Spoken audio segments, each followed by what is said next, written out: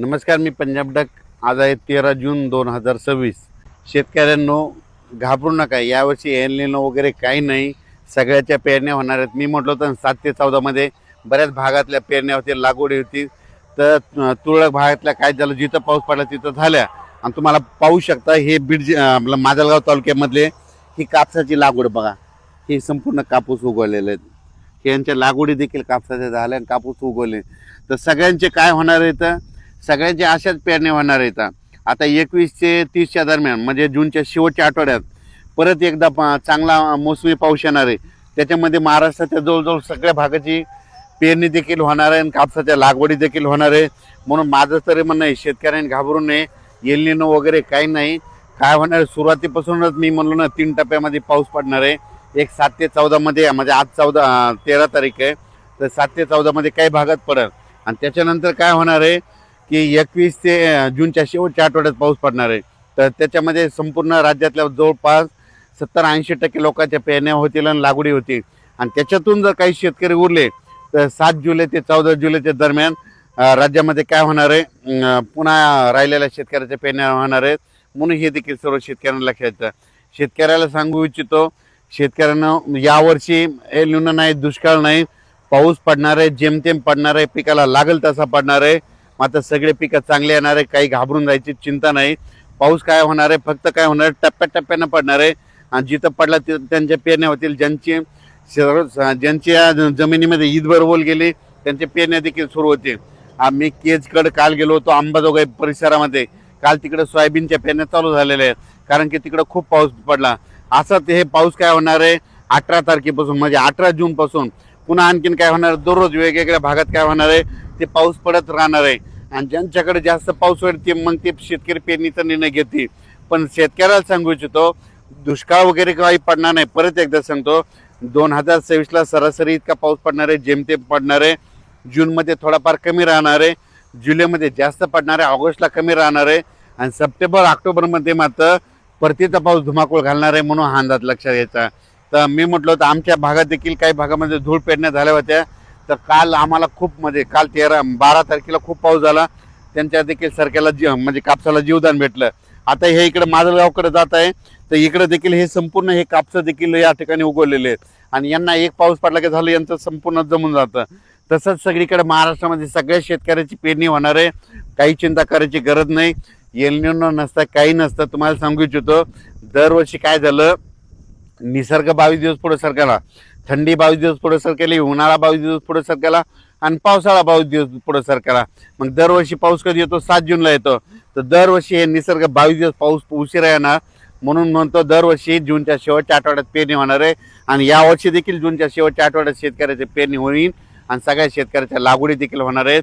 म्हणून ही सर्वप्रथम शेतकऱ्यासाठी आनंदाची बातमी. शेतकऱ्यांना घाबरून जाऊ नका, पाऊस येत राहणार आहे. तुम्ही बघा, आता म्हणजे हे दररोज पाहताना हे 14 पासून पण देखील बऱ्याच भागामध्ये, आज देखील ना विदर्भामध्ये वर्धा, नागपूर, भंडारा, गोंदिया, चंद्रपूर, यवतमाळ, अमरावती, अकोला त्या परिसरामध्ये आज देखील, म्हणजे ते आज 13 तारखेला देखील चांगल्या स्वरूपात विदर्भात, पूर्व विदर्भात पाऊस पडणार आहे. पश्चिम विदर्भात देखील काही भागामध्ये विखुरलेल्या स्वरूपात आज देखील पाऊस पडणार आहे. मराठवाड्यात देखील आज विखुरलेल्या स्वरूपात, सगळीकडे नाही पडणार पण भाग बदलत पावसाला सुरुवात होणार आहे. म्हणून हा अंदाज लक्षात यायचा. तसाच काय होणार आहे, हे पाऊस 18 जून पासून दररोज एक दिवस वाढत वाढत असं चांगलं जाणार आहे. मग त्याच्यानंतर काय होणार आहे, 21 जून ते 29 जून संपूर्ण महाराष्ट्रामध्ये वेगवेगळ्या पाऊस पडणार आहे, सगळ्यांच्या पेरण्या होणार आहेत.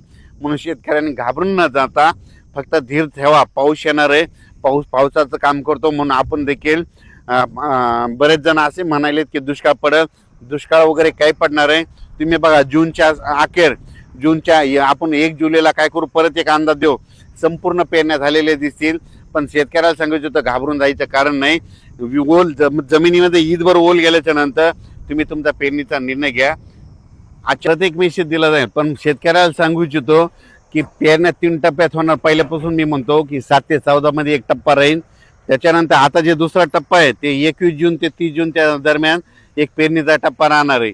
म्हणून शेतकऱ्यांनी जूनच्या शेवटच्या आठवड्यात पेरणी लागणार आहे. म्हणून हे अंदाज लक्षात द्यायचा आणि आपण आपली तयारी ठेवायची.